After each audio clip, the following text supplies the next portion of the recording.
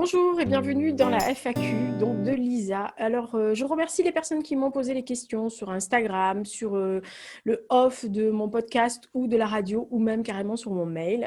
J'ai reçu 13 questions. Je me suis dit que c'était une bonne occasion de la faire. 13 questions, c'est quand même pas mal depuis quelques temps. Donc, je vous propose de vous prendre un café, un thé, un chocolat, ce que vous voulez. Moi, c'est un grand café. Oui, il est grand. C'est un grand café, de vous prendre un petit gâteau. Moi, je viens de manger un palmito. J'ai évité de vous le manger en direct parce que je me suis dit que c'était pas une bonne idée. Et puis, je vous propose de commencer tout de suite. Alors, voilà, c'est l'occasion pour aussi les nouveaux arrivants de la chaîne qui se disent « Oh bah tiens, c'est qui Lisa? Qu'est-ce qu'elle va nous raconter comme truc, etc. » Donc voilà, c'est aussi un peu pour vous, les nouveaux arrivants, dont je remercie la présence, pour pouvoir qu'on se connaisse un tout petit peu plus et que vous vous dites, bon, bah, à part lire, tu fais quoi dans la vie, Lisa? Je suis auteur, oui, et à part ça, tu fais quoi? Eh bien, on va en savoir plus, peut-être, je ne sais pas, ça dépendra, si vous êtes sérieux. Alors, première question qui est de circonstance. Oui, les questions sont là, parce que je suis vieille. Alors, moi, les vieux, c'est sur feuille. Hein. Ce n'est pas sur écran de portable. Chez moi, ce n'est pas un réflexe. La première, c'est je crois que je l'ai eu sur Instagram, de Philippe Chaille, qui me dit, je pense qu'elle est de circonstance, qui me dit, la FAQ, mais qu'est-ce donc? Alors, mon cher Philippe, merci. Une FAQ, c'est une foire aux questions dont on a l'utilité généralement quand on va sur des sites de vente en ligne pour savoir s'il faut bien acheter cette prise-là pour aller avec cet ustensile-là, parce que sinon, quand vous achetez le truc, vous arrivez à la maison, vous ne pouvez pas le mettre parce que voilà. Ou si ça s'adapte bien à ça, ça. Voilà, ça, c'est une foire aux questions. Foire aux questions pour nous, en gros, c'est un peu de demander ce que vous avez envie de savoir sur nos activités, sur ce qu'on a envie, ce que vous voulez savoir de notre vie. Alors, les questions intimes, il y en a qui y répondent. Moi, perso, si c'est trop intime, c'est pas mon truc de dévoiler. Vous voyez bien qu'il n'y a pas de vlog chez moi. Ou des vlogs qui sont plus dans les salons, pour les salons du livre. Alors, en ce moment, c'est un peu... voilà. Mais sinon, voilà, c'est pas mon truc de faire ce genre de choses. J'aime beaucoup en regarder, mais je les fais pas du tout, ou très très peu. Voilà. Mais je trouve que c'est une bonne façon de se connaître aussi les FAQ. Donc, merci d'avoir posé la question pour répondre. Et puis, ben voilà, la FAQ, Monsieur Philippe. Voilà. Deuxième question. Ah, alors, je ne les ai pas lues. Hein, je les ai copiées, collées sur la feuille. Je vous assure, je ne les ai pas relus depuis pratiquement 10 jours. Donc, je ne me souviens plus dans quel style. J'ai rassemblé quand même les thématiques, mais je ne me souviens plus dans quel ordre je les ai foutues. Alors, c'est une question de Perrine.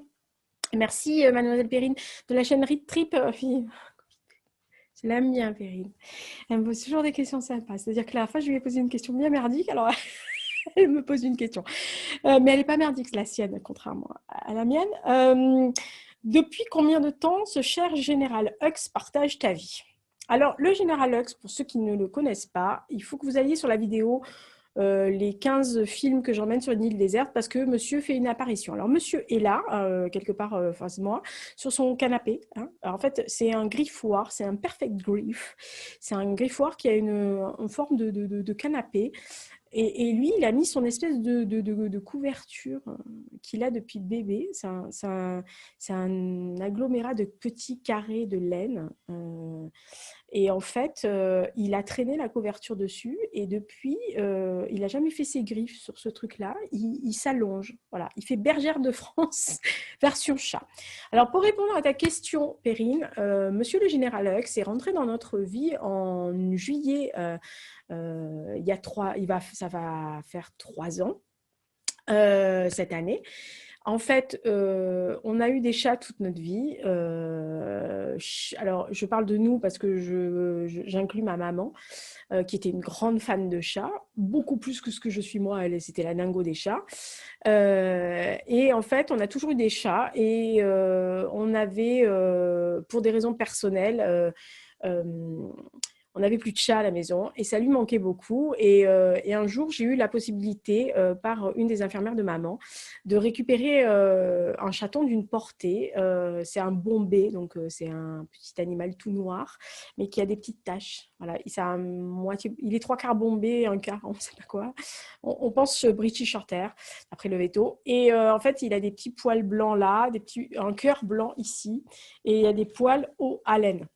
des deux côtés. Voilà. Mais sinon, il est tout noir, ses coussinets sont noirs, la truffe est noire, tout est noir chez lui.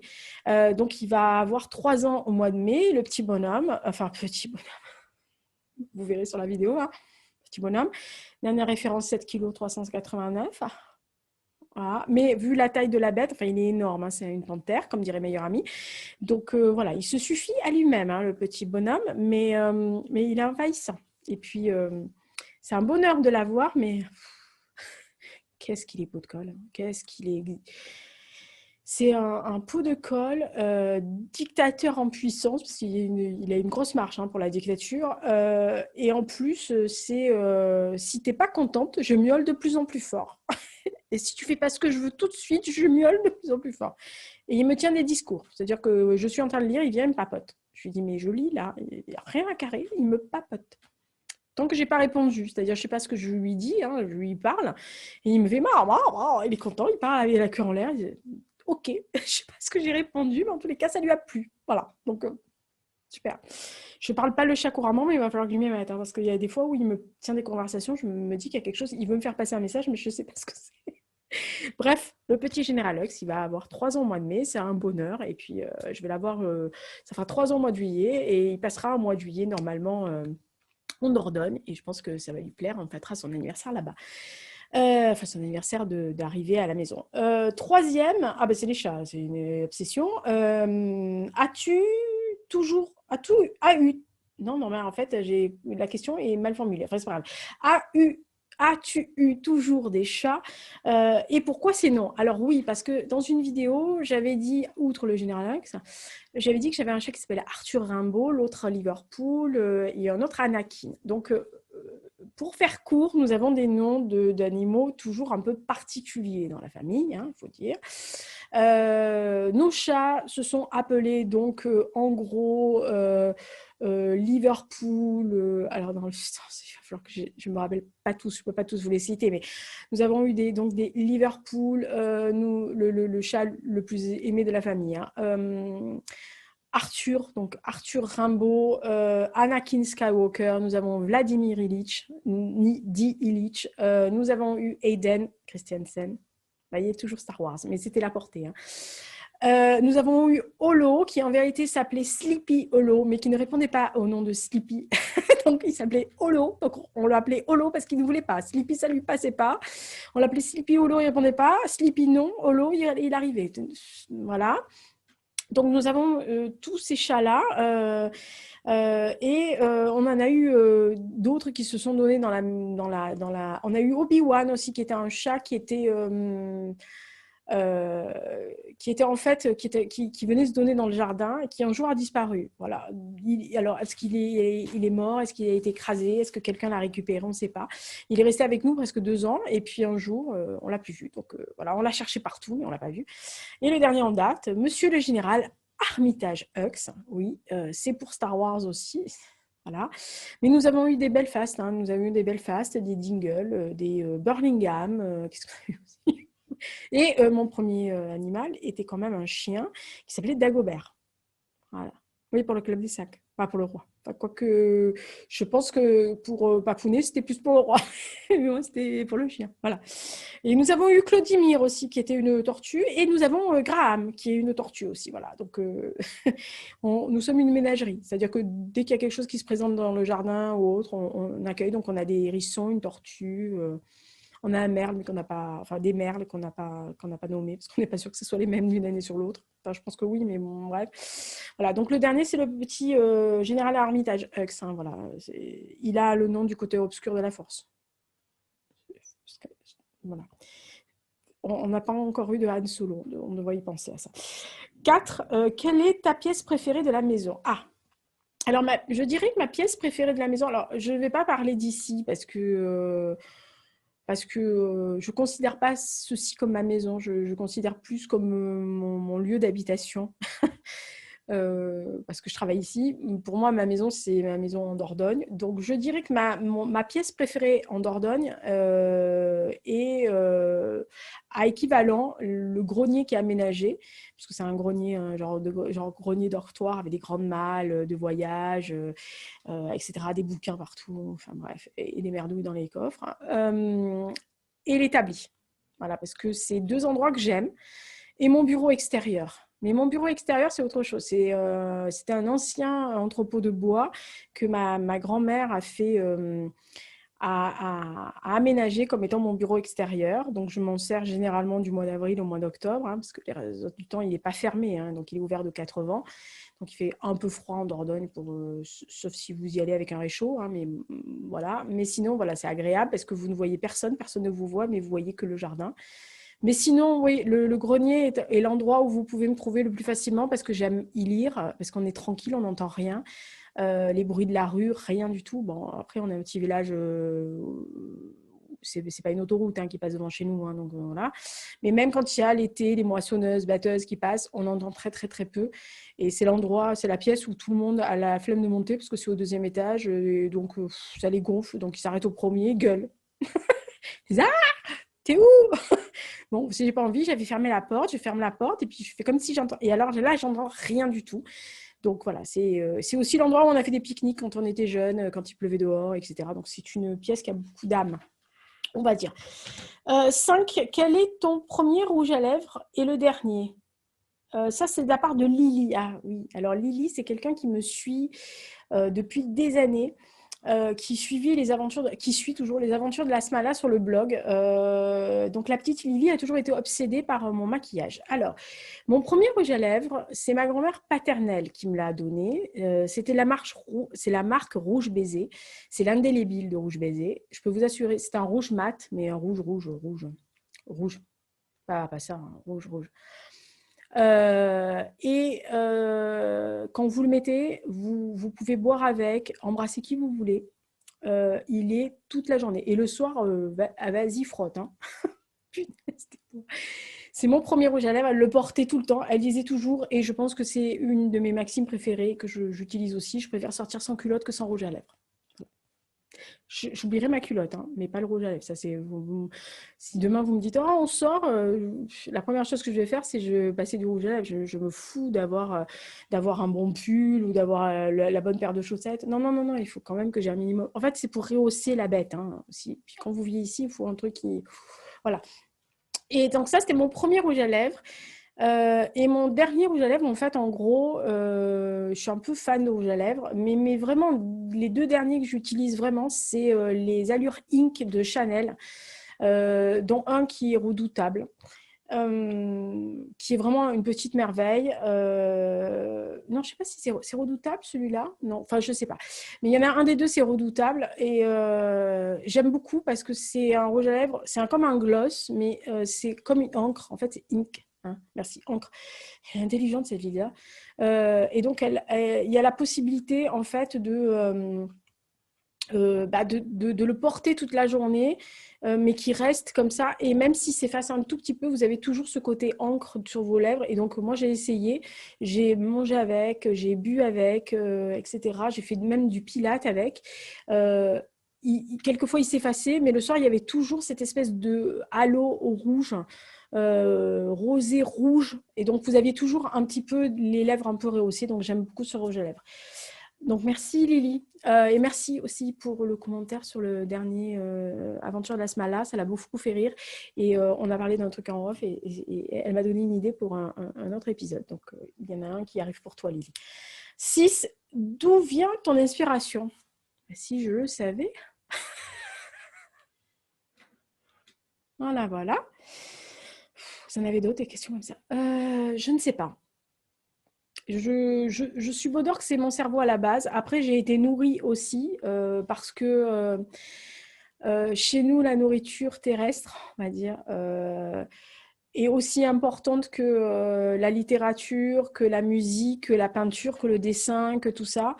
Donc, je pense que j'ai été nourrie au bon grain de tout, avec des personnes qui étaient très ouvertes d'esprit, qui m'ont ouvert des horizons aussi, qui m'ont laissé beaucoup de liberté, peut-être un peu trop quelquefois, je pense. Enfin, j'ai jamais abusé, mais je sais que, voilà, parce que j'ai un tempérament à pas franchir les lignes, mais je pense que si j'avais été d'un température à franchir beaucoup de lignes, je pense que j'aurais fait beaucoup de conneries. Mais voilà, ça m'a donné énormément de possibilités de voyager, de rencontrer des gens. En plus, je suis assez curieuse, donc je m'intéresse à beaucoup de choses. Donc oui, voilà, peut-être que mon inspiration vient de tout ce melting pot et du fait que j'absorbe. Désolée, le général Hux est en train de faire une connerie, donc on se reprend dans 30 secondes. Oui, bah désolé, hein, voilà. Il avait décidé de gratouiller l'encyclopédie sur Molière. Enfin, non, c'est pas une encyclopédie. Le recueil des entiers des écrits de Molière. Monsieur avait décidé de... Ça fait 2 ans et demi que nous avons cette bestiole, 2 ans et demi que le livre est au même endroit. Vous savez pas pourquoi il vient de se réveiller de sa petite bergère et qu'il a décidé de s'attaquer à Molière. Général Lux. Donc nous en étions à l'inspiration. Je pense que j'ai fini pour l'inspiration. Voilà, on va dire ça. 7. Quel est ton livre le plus précieux? Oh mon Dieu, mais pourquoi? Non, alors mon livre le plus précieux, en fait, c'est des livres. Oh là là, ça va pas être possible ça. Bon, enfin bref, c'est des livres. Il y en a un, c'est un livre qui s'appelle Infanterie d'attaque. Enfin, je vous le citerai pas en allemand parce que c'est en allemand. Qui a été édité dans les années 30-37 et qui a été écrit par Rommel. Donc j'ai une édition originale qui date. C'est un truc très très beau, hein, mais je l'ai eu après en français parce que je suis une grande daube en allemand. Donc, mais voilà, c'est un livre, c'est pas qui coûte cher, hein, mais c'est un livre auquel je tiens. Par contre, mon précieux, c'est tous les écrits que j'ai de Louis Gendreau. Donc j'ai Le ciel dans l'eau, donc son recueil de poèmes avec une petite partie de théâtre à la fin et toutes les pièces de théâtre qu'il a écrites qui ont été publiées. Alors je vous parle de quelque chose qui a été publié dans les années fin 10, début 10. Hein. Voilà. Puisque Le ciel dans l'eau a été édité en 1917 avec une préface d'Esmond Rostand qui était on va dire une vigie pour Louis et qui était quelqu'un qui considérait comme son ami. Donc voilà, c'était un bonhomme que j'aime beaucoup, à qui j'ai consacré une biographie, sur lequel je travaille toujours et dont un projet devrait arriver entre nous deux en 23. Donc voilà. Mais mon précieux, c'est ça. C'est des livres en plus qui sont très rarement récupérables désormais. Puisqu'à l'époque, ils avaient été imprimés très, très peu d'exemplaires. Et j'ai vu, il n'y a pas longtemps, un qui était en vente et qui était très, très, très cher. Enfin, très, très, très cher. En tous les cas, perso, mettre 400 € dans un livre qui fait moins de 30 pages, voilà. Donc, c'est un peu mes précieux. Voilà, on va dire. C'est ceux-là que... En fait, c'est ceux-là qui, si par exemple, je m'en vais... quand je déménage ou autre, c'est les livres qui partent avec moi le jour J. C'est-à-dire que ce n'est pas des choses que je mets dans un carton. C'est quelque chose que je vais mettre dans une pochette ou dans un sac que je vais trimballer avec moi. Wouh, tous aux abris. Hein. 8. Notre copine Amélie. De la chaîne Amélie, donc merci Amélie de m'avoir envoyé un petit message. 8, quel est... Ah, ça ne m'étonne pas. C'est entre nous. Quel livre t'a fait le plus pleurer? Alors, évidemment, il fallait bien qu'elle me colle un truc auquel je ne sais pas répondre. Non, je plaisante. Un livre qui m'a fait le plus pleurer. En fait, il y en a quelques-uns qui me font pleurer. Quelquefois, d'émotion.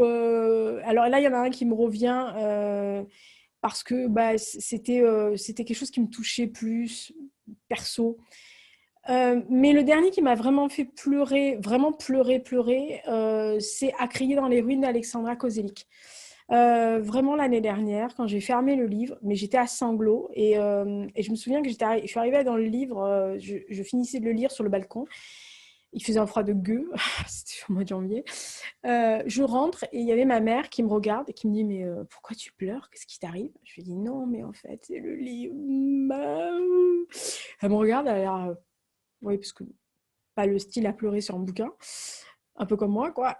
Et peut-être 2-3 semaines après, je rentre et puis elle me dit « Oh, j'ai lu ton bouquin, là. » Et puis je lui dis « Alors, c'est émouvant. » Je la vois qui... Je me suis dit, ah, toi aussi. Je lui dis, ah, tu vois. Elle dit, ouais, mais c'est vrai. Voilà. Donc, c'est vraiment le dernier, je pense, qui m'a fait pleurer. Le plus pleuré... En fait, c'est bête, mais je dirais que c'est Peter Pan. Alors, ça va paraître très con à tout le monde, hein, mais, euh, mais moi, à chaque fois que Peter s'en va, voilà, j'ai mon petit cœur qui... voilà.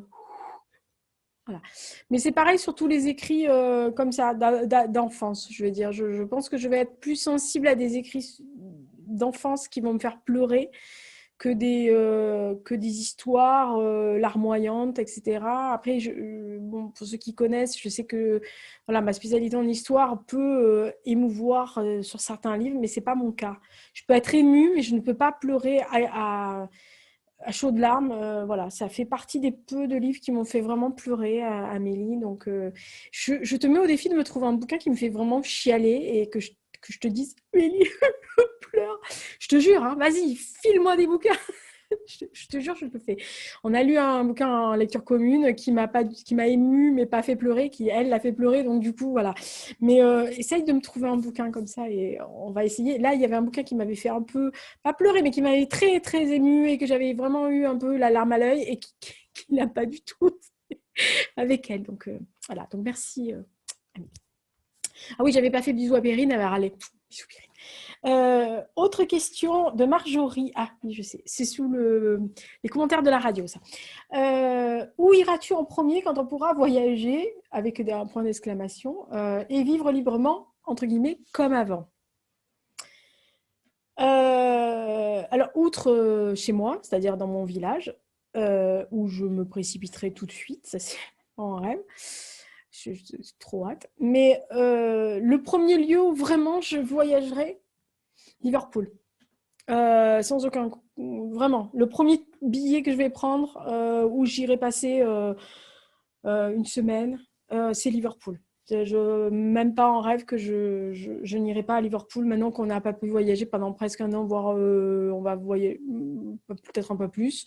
Je pense que l'année prochaine, je laisserai encore passer une bonne année, mais je pense que l'année prochaine, mes potes à Liverpool seront heureux de me voir et moi je serai heureux de voir mes potes parce que ça m'a manqué. Voilà. Mais Liverpool me manque dans sa globalité. 10. Quel est ton film préféré? Ah mon Dieu. Alors, je vous renvoie à la vidéo 15, mes 15 films que j'emporterai sur une déserte parce que je pense que dedans, il y a celui que je prendrai.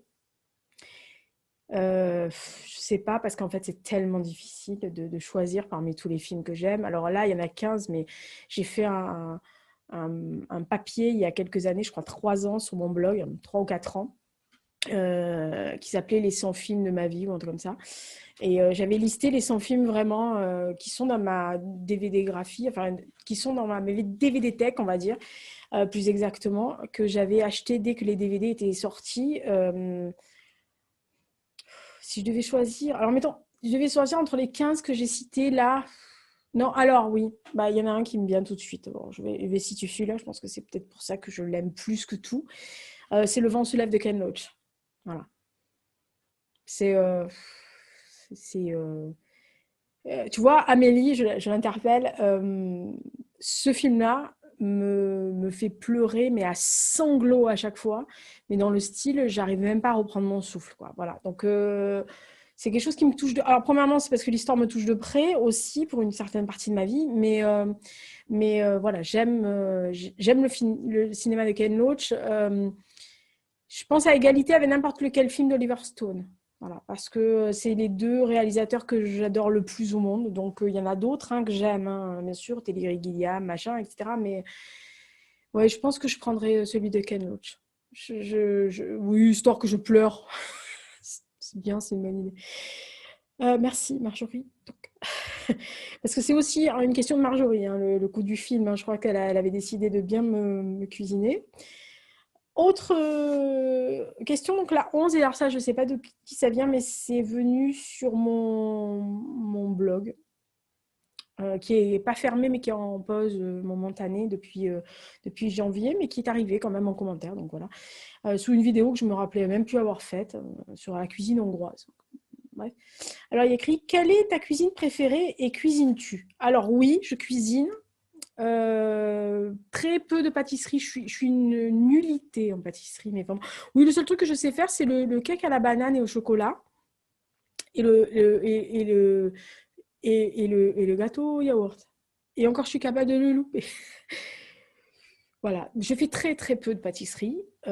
Premièrement parce que je suis pas très sucre et pas très gâteau. Disons que moi je serais plutôt miel, chocolat noir, etc. Donc je pense qu'une cuillère de miel, 2 carrés de chocolat noir, ça me fera beaucoup plus plaisir, même si j'aime bien les palmitos, les trucs comme ça. Ça me fera beaucoup plus plaisir qu'un gâteau. Après, je suis une fan des framboisiers. Et je me damnerai pour des religieuses et des éclairs. Donc, ceci étant dit, voilà. Mais sinon, je ne sais pas cuisiner. Pâtisserie, je ne sais pas. Par contre, cuisine, oui, je cuisine beaucoup. Je sais bien cuisiner. Je pense que c'est un héritage familial parce que des deux côtés de ma famille, tout le monde sait cuisiner, homme y compris, et fort bien. Mon papounet cuisine fort bien. Mon grand-père paternel cuisinait fort bien. Ma maman cuisinait pas mal, mais très français et très cuisine, on va dire, familiale. Ma grand-mère maternelle cuisinait fort bien. Enfin bref, beaucoup de monde dans ma famille cuisine fort bien. Mes tantes cuisinaient fort bien aussi.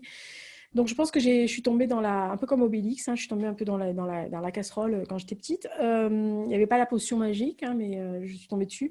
Je sais bien cuisiner. Quant à savoir la cuisine préférée, bah, ça aussi, c'est dans mes gènes.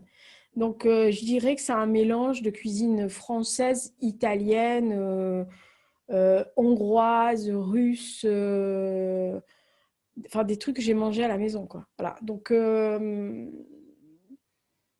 je ne pourrais pas choisir. J'aime autant les raviolis russes ou le goulash ou le borsch ou les lepko hongrois. J'aime cuisine italienne. Bon, j'adore les gnocchis, j'adore les cannelloni. Oh, mon grand-père, il en faisait des cannelloni, des gnocchis. J'ai jamais pu récupérer le même goût. Enfin, les gnocchis, j'arrivais à les faire comme mon grand-père, mais alors les cannelloni, j'y arrive pas. Et puis française, je me donne aussi pour une blanquette de veau, hein, donc, alors, chacun dans ma famille a une façon de la faire, hein, parce que ça aussi, ça dépend. J'utilise beaucoup d'épices. Ah oui, j'aime beaucoup, beaucoup, mais ça, je connais, j'ai connu par rapport à des potes, la cuisine iranienne et la cuisine indienne. Ça, par contre, c'est dans mon goût papy. Iran, Inde, vous pouvez me faire bouffer n'importe quoi, quoi. Par là aussi, la cuisine libanaise. Je suis très. Je pense que je suis assez orientale et indien. Vous voyez, voilà, je suis un peu dans ce style-là pour la cuisine de mes goûts en papille. Après, de par mon héritage familial, je suis plus européenne. Mais je sais plus cuisiner, par exemple, le poulet.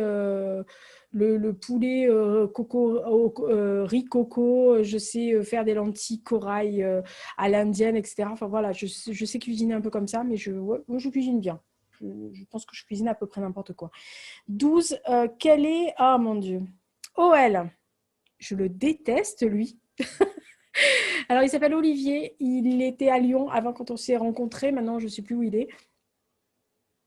Il est où maintenant? Tours? Amiens? Parce qu'il a été à Tours à un moment donné, à Amiens. Je ne sais pas s'il est à Tours ou à Amiens maintenant. Enfin, je ne sais pas. Comme il est. Voilà, bref. Il voyage beaucoup. Enfin, il voyage. Il change beaucoup de région, ce OL. C'est insupportable. Alors, OL pour Olympique Lyonnais, hein, évidemment. Voilà. On ne fera pas de commentaires. Merci. Quel est ton hobby pour te relaxer?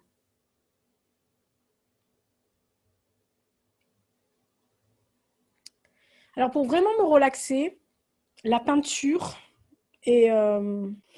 oui, désolé, deuxième pause, mais ravitaillement de café, parce que je me suis dit que j'y arriverais jamais sinon. Alors, en fait, je dirais que les trois hobbies pour me relaxer, ça serait le dessin, ça c'est sûr, parce que quand on dessine, on pense à rien. Enfin, en tous les cas, moi, je pense plus à rien. Je pense juste à mon trait de crayon, à ce que je veux faire, etc. Et à égalité, parce que j'arrive pas à les différencier, sachant que je suis pas assidue. C'est le jardinage et le crochet. Vous allez me dire c'est le grand écart, mais oui, parce que jardiner c'est pareil, vous pensez à rien à part manuer votre truc là, votre outil, essayez de pas vous couper un doigt avec un sécateur. Et puis d'essayer d'harmoniser. Moi j'aime bien alors quand je fais le potager, il faut pas m'emmerder, hein, parce que là je suis une emmerdeuse de potager, c'est-à-dire que vas-y, je suis au demi-centimètre près pour poser mon plan. Mais j'adore faire ça. Et le crochet, c'est pareil. J'ai eu la chance qu'on m'apprenne le crochet assez tardivement. J'avais bien 35 ans, 40 ans passés, je crois, 35 ou 40 ans. Mais j'avais jamais touché ni un crochet ni une aiguille de ma vie. Mais voyant mes collègues de travail le faire entre midi et deux, pendant notre pause entre midi et une heure, enfin entre midi, plutôt une heure et 2 heures, elles prenaient leurs crochets, leurs aiguilles, et moi j'étais là, je lui disais, puis un jour il y en a une qui m'a dit, mais tu veux pas essayer? Je dis, oh. Et comme elle me connaissait, elle m'a dit, métier manuel, tu sais écrire, tu sais coudre, tu sais, parce que je couds, tu sais coudre, tu sais faire pas mal de choses avec tes mains, donc franchement, il n'y a pas de raison. Et donc j'ai essayé et j'ai trouvé ça très agréable. Et c'est pareil, quand vous crochetez, vous pensez à rien. Vous pensez au point suivant, à la bride suivante, au dessin que vous voulez faire, au, au patron que vous avez créé, etc. Donc voilà, je pense que c'est les 3 hobbies qui me relaxent le plus. Sinon la musique, mais c'est pas un hobby parce que ça, c'est pas moi qui le fais. Donc, Et 13e, il y en a qui sont contents, on est arrivé à la fin. Combien de temps? Pourquoi vous êtes obsédé comme ça par les tatouages? Combien de tatouages as-tu? En veux-tu d'autres? Quels sont les plus chers? Quels sont tes plus chers? Alors cher, je sais pas, j'aurais dû te demander cher en tant que ou cher, on va dire les deux. Première partie, à combien as-tu de tatouages au dernier comptage 9? J'en montre un. Au dernier tatouage 9, est-ce que j'en veux d'autres? Oui. Sachant que j'ai déterminé les endroits où je voulais parce que je ne les mets pas n'importe où. Alors donc, vous voyez que j'en ai à l'intérieur des poignets. J'en ai ici, un là, voilà, et un autre de l'autre côté. Et j'en ai sur les chevilles. Alors, les extérieurs des chevilles, les intérieurs des chevilles et les pieds intérieurs et extérieurs, les côtés. Donc, en gros, il me reste 3 places, si j'ai bien compris, enfin 2 places et demie. Voilà. En fait, il devait rester 2 places, mais il y a un endroit où je peux rajouter sans surcharger l'autre. Donc, en fait, en gros, il reste 3 places et il y a 3 tatouages qui restent. Donc, il y en a un, c'est sûr, que je ferai, mais quand le moment sera venu. Je sais ce que je veux, j'ai ma tatoueuse, donc il n'y a pas de problème. Mais voilà, quand j'aurai fait mes cartons et que je serai en départ ailleurs, je le ferai. Et ensuite, il y en a le deuxième, c'est vraiment le pendant d'un qui est déjà fait. En fait, c'est la suite logique. Et le 3, c'est un rajout, on va dire, sentimental. Mais c'est un truc, c'est un pari que j'ai fait avec quelqu'un il y a des années. Et ce quelqu'un n'étant plus là, depuis quelques années. Je lui avais promis que quand j'avais passé 50 ans, enfin, on s'était promis que quand on avait passé 50 ans, on se faisait un tatouage particulier. Donc là, j'ai passé 50 ans, mais lui, il n'est plus là, mais moi, oui. Donc, bah, je le ferai en mémoire de. Voilà. Et quels sont les plus chers? Alors, chers en matière de fric, je pense que mon plus cher m'a coûté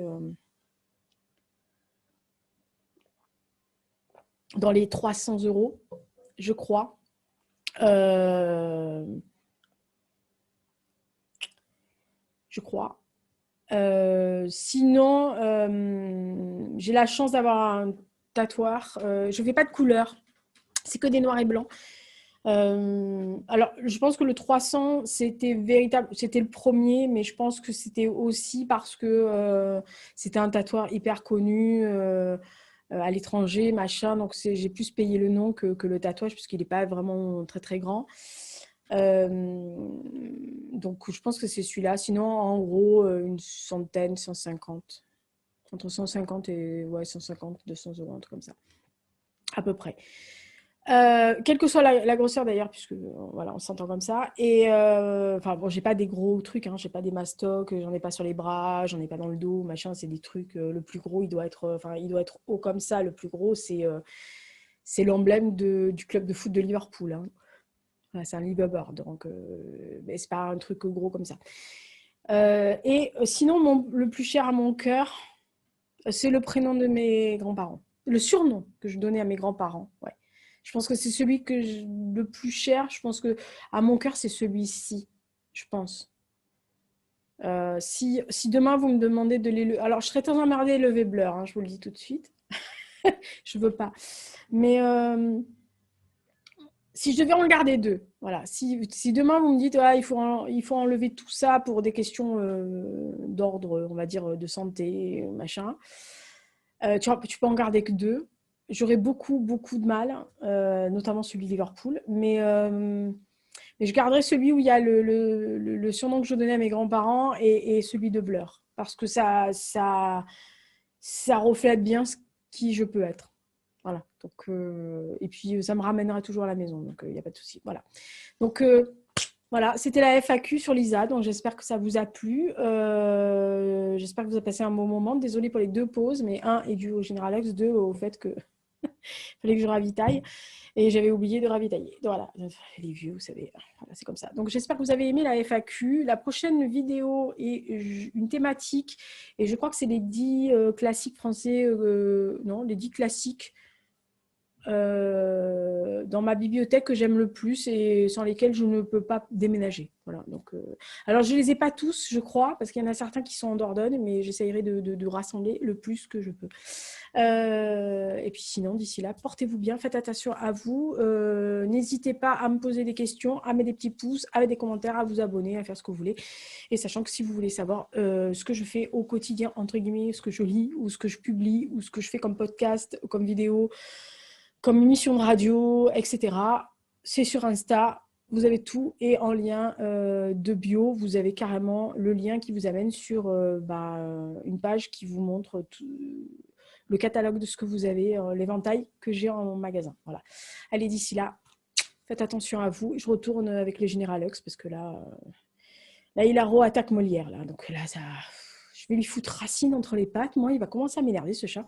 Ciao!